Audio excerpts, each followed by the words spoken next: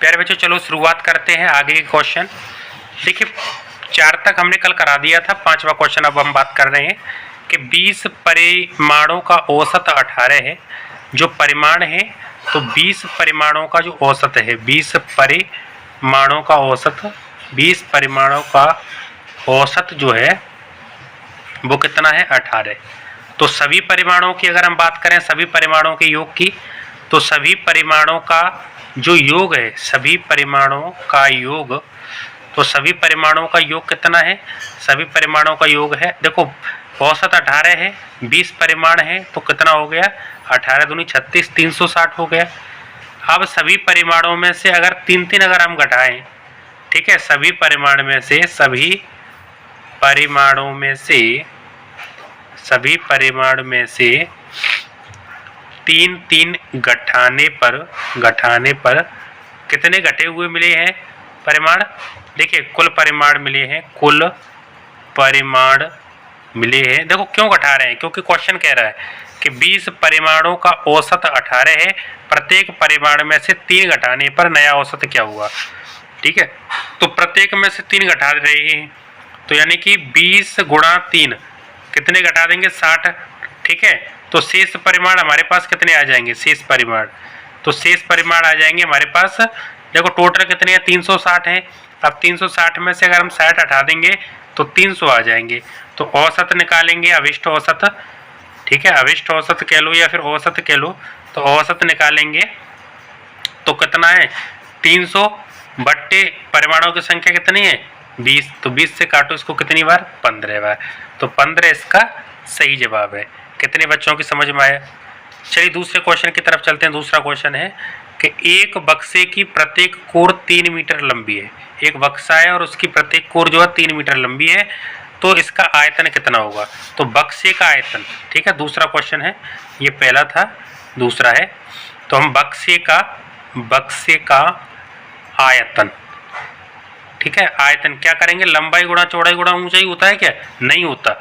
इसकी क्या करेंगे, इसका कर देंगे भुजा का क्यू कर दो सीधा, ठीक है, तो क्या कोर का क्यू, ठीक है, तो कितना है 3 गुणा 3 गुणा 3, क्योंकि कोर कितनी दिए, कोर दिए 3 मीटर, तो 3 का क्यू कितना हो गया, 3 नाम 27 मीटर क्यू। मीटर क्यू क्यों है, क्योंकि वो मीटर में दिया गया है, ठीक है, इसलिए ध्यान रखें। तो इसका ये सही जवाब है, इसका आंसर ये है, सही आंसर, सही जवाब ये है। चलिए अगले क्वेश्चन की तरफ चलते हैं। अगला क्वेश्चन क्या कहता है, अगला क्वेश्चन कहता है कि 2 संख्याओं में 2:3 का अनुपात है। ठीक है, 2 संख्याएं हैं और उनमें कितने का अनुपात है, 2:3 का।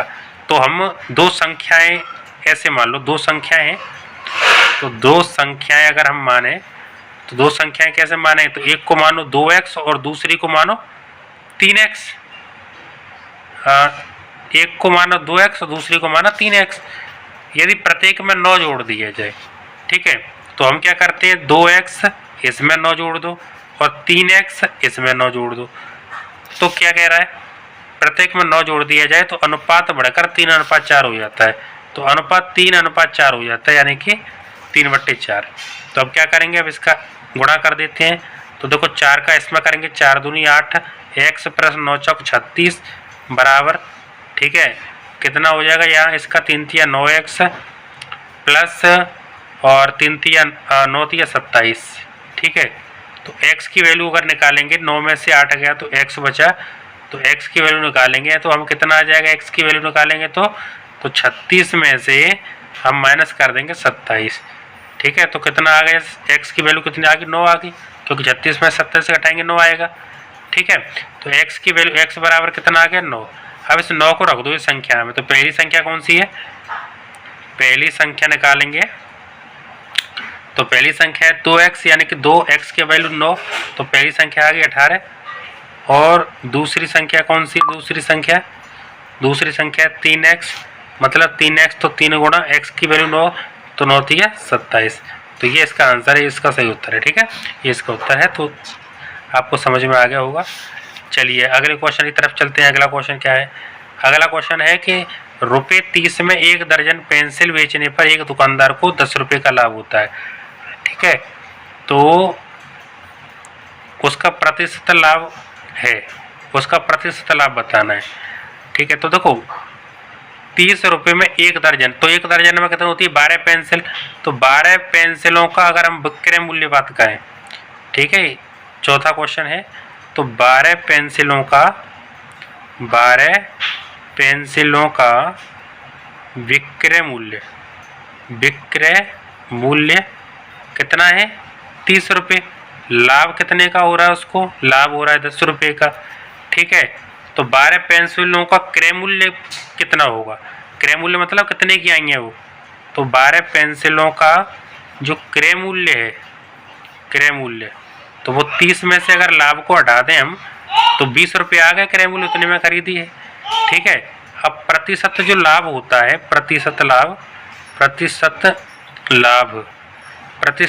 क्या होता है, प्रतिशत लाभ कहते हैं, प्रतिशत लाभ होता है लाभ गुणा 100 बट्टे क्रय मूल्य। लाभ कितना 10 रुपये का है गुणा 100 और क्रय मूल्य 20 है, तो 10 दूनी 20, 2 और 2 से गया ये 50 बार, तो कितना आ गया 50% का लाभ हुआ। प्यारे बच्चों, अगर ये वीडियो पसंद आई हो आपको लाइक करें, चैनल पर नए सब्सक्राइब करें।